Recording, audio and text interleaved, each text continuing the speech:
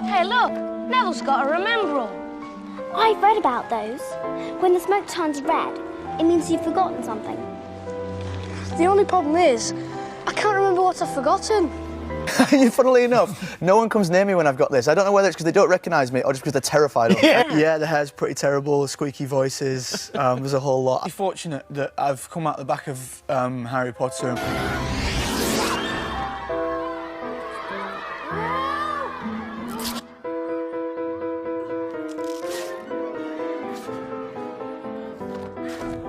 Wicked. You're not going mad.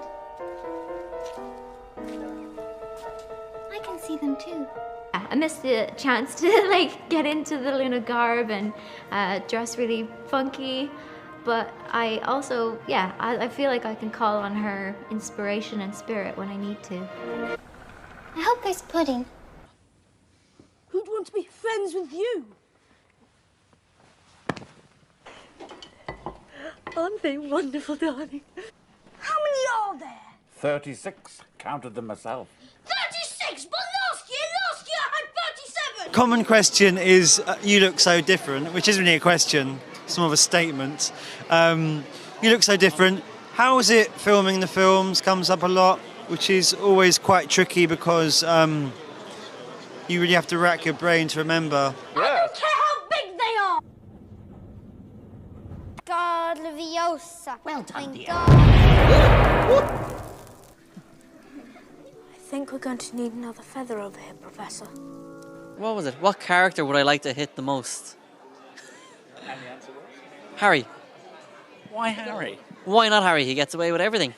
So, just thanks a million for all the support, and I hope you enjoy the new Harry Potters that are set to come out.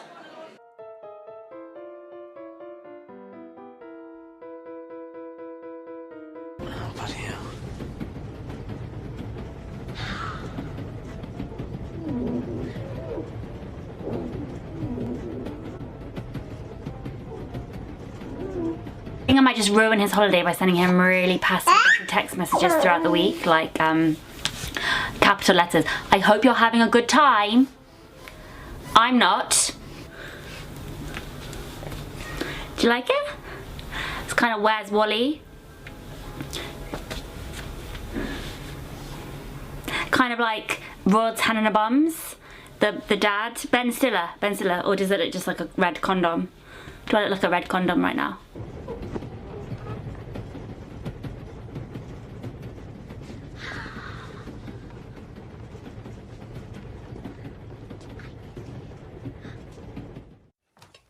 Here we are, Harry. Now tuck in. That's it. There we go. Mummy, have you seen my jumper? Yes, dear, it was on the cat. Favourite idea I always had towards Ginny that David Yates and I always played on was this idea that she was this warrior. And I think that was always something that I really enjoyed. I was such a tomboy as a girl growing up, and so I love that idea that I didn't have to be, like, you don't have to be girly to be a girl. Hello. Fred, you next. It's not Fred, I am. Honestly, woman, you call yourself our mother. Oh. Well, we're going to stop you now, basically, and that kind of completely swings the mood for the whole film. That's the big turning point, I like to think. Yeah, and where's the best place to get the Hogwarts Express from? Hogsmeade. Right here, where we are right now. Right, so here we are, the Hogwarts Express, and I have to say, isn't she a beauty? She really is. And the best thing I've got to admit about this Hogwarts Express, the one we filmed with, is that when it comes into the station, all the soot's coming out. There's no soot, you don't get covered in it. And James will remind you, or I'm sure he'll agree, it isn't a good look. It's not. The only good thing is it hides Oliver's face. Right, should we go to London? Anything from the trolley, dear? Oh, shut up. Get in the train. Okay. Sorry, he's always like that. Anywhere we travel, we can't go with him anyway. Where have you been? Harry, how wonderful to see you, dear. They were starving him, Mum. There were bars on his window. Well, you best hope I don't put bars on your window, Ronald Weasley. Come on, Harry. Time for a spot of breakfast. What are you doing down... what are you doing down here? I happen to be a school prefect. Do you know what? It's amazing. It's an incredible thing. to think that we started filming just over 16 years ago and that it's still such an enormous part of everybody's lives. Yeah, it's incredible. I think when we started doing it, we had a little idea of how big it was going to be and how popular, but I don't think any of us thought that, 16 years later we'd still be doing things like this and people would still be excited about it. Yeah, it's a great honour.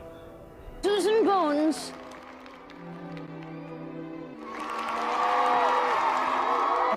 Our next project is a film called Mediterranean, and it is written and about to be directed by Jonas Carpignano. Very difficult name. It's a hard name, but he's very talented, and it's a story of African immigrants migrating to Italy, and it's a beautiful, emotional story. Yeah. I said hello in a very different voice. Give it to me again. Okay. Basically, normally I talk like this, kind of day to day. Whoa. Now the chasers handle the quaffle and try to put it through one of those 3 hoops. You catch it before the other team's seeker. You catch this, the game is over. What's your names again? I'm... Crab, Foil, where have you two been? What's your names again? The fatal Big stabbing. up all the niggas, does this, man them, the real niggas. Lied to you cause I got a bad temp. People blame it on my grave because it's mad lem. Mummy knows I got a habit that will never rest. At home with these pavements, my bedroom is northwest. And he wants to show that tonight. Certainly an entertaining guy in his own right. A lot of fans in the building though, excited to see whose O will go one way or the other tonight. Josh Herdman. Janusz using that jab and the hook to circle Josh out to his left side and throw the big head kick. That's what you'll see from Janusz. He'll often guide you to where he wants to go. Reading? I didn't know you could read. No. I think I'll leave it somewhere for Longbottom to find. How about on the roof? Oh, my father will hear about this. Professor Rudy. You've got a balding wig to give you a receding hairline. They give you these things like the crow's eyes at the end of your eyes to sort of make your eyes look a bit scrunchy. Little plastic things here to give you like an extra jowl, they call it. The goatee, the wig. Yeah, it's pretty extensive, man. We're not really enemies, we love each other, really. Yeah.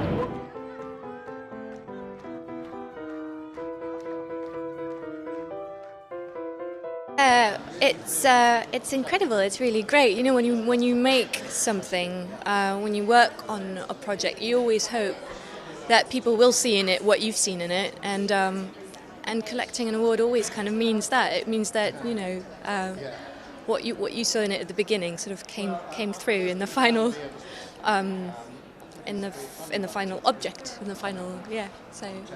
Yeah. It was pretty early starts. Saying that, like, you can't really complain. Whenever you arrive, however early you arrive, there's always 500 people there who've been there for like 2 hours. Quite liked having makeup put on, to be honest. You don't have to think about anything. Like, you can go out really late the night before and then you can look like a complete wreck in the morning, and then it's up to everybody else to fix you up. I mean, I just thought, you know, considering now that Twilight's known to be this sort of very emo thing, I mean, there was a period, I was just, you know, I thought it was very, very serious. I always just kind of thought at the time, it's like 21, and if you're going into a relationship with someone, the way to make it really intense is if, like, you can barely talk to each other, you can barely touch each other, and it's incredibly serious all the time. I mean, it's kind of like what teenage relationships are like, and that's what sort of makes it feel like that. End of a long, hard day. I'm off. Goodbye.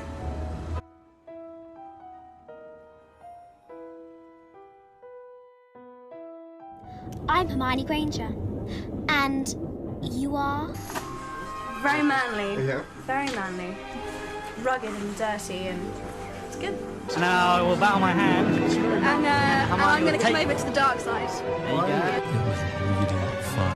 Between sort of the ages of 10 and 12, I had a really terrible crush on Tom Felton. Right, ready? Say when rolling, Cliff. We love a bad guy, and he was a few years older, and he had a skateboard. Wow. Like, he was so cool. You tired?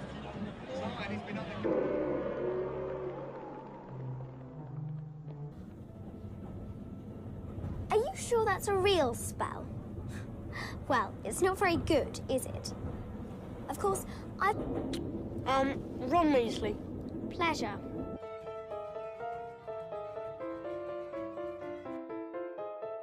It does always amaze me how people have stayed excited about it and it's still stayed kind of relevant to people. It's amazing. It just makes you very proud to be a part of it. It's kind of detached from us. It kind of feels quite strange, but it's amazing, as I say, like, that people still really care about these characters and this world, and I'm really excited about both those new amalgamations. So yeah, I think it's great. And they're both going to be very different things. I think it's going to feel very, going to be in their own right. They're going to be amazing. So I'm looking forward to it.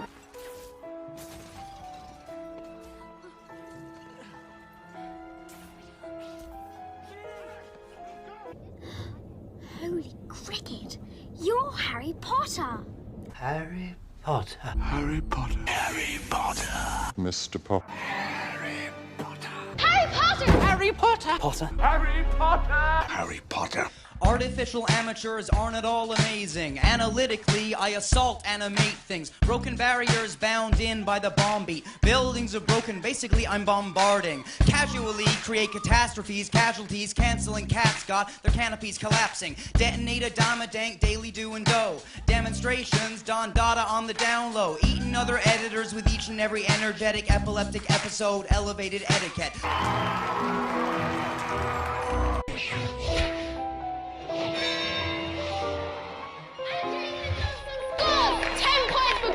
Has probably been, I want to say, without, sounding so cliche and everything, it's probably been one of the most enjoyable jobs that I've ever had. Like, I mean, I've worked on some amazing things, but this one was so different because it kind of like embodied everything that I've done before. So it has like the musical element, because all the songs, like the music's composed by Alan Menken, who's done all the, the Disney stuff and loads of Broadway things, and then